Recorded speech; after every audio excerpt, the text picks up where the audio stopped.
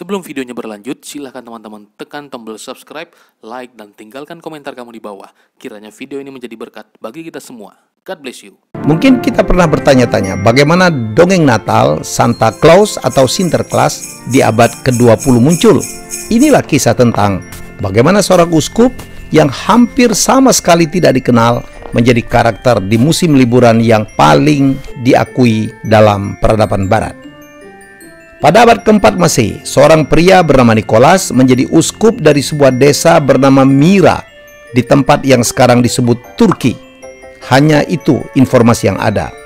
Uskup Nikolas dari Myra kemudian ditasbihkan dan pergi untuk menjadi orang suci yang paling populer di seluruh kekristenan. Ia adalah santo pelindung Rusia, Austria, Belgia, Perancis, Jerman, Norwegia, dan Yunani.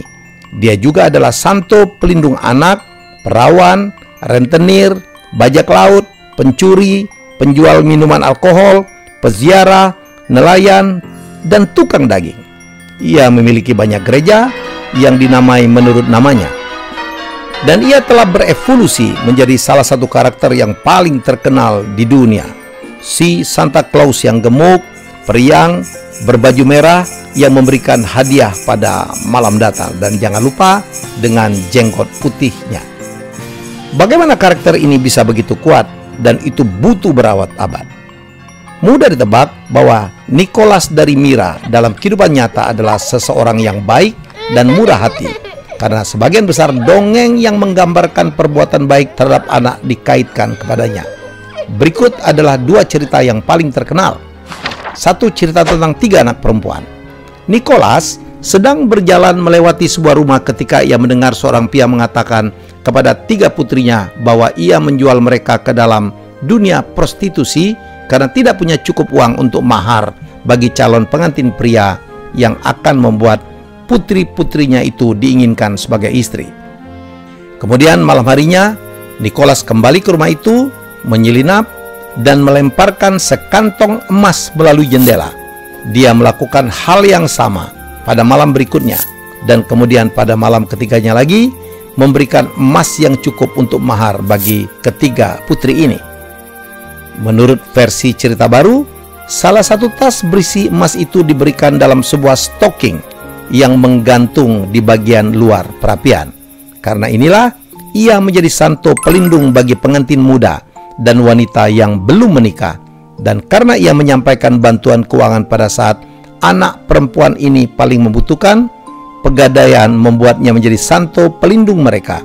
Sampai hari ini, simbol dari perdagangan pegadaian adalah 3 bola emas, lambang dari 3 kantong emas Saint Nick atau Santo Nikolas. Cerita kedua adalah tentang 3 anak laki-laki.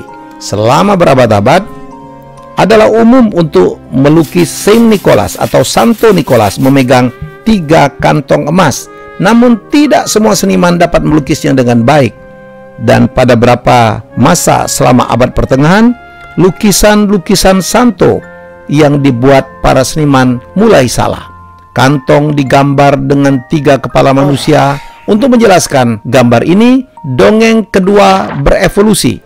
Menurut kisah ini, Santo Nikolas tinggal di sebuah penginapan ketika masa kelaparan yang mengerikan berlangsung.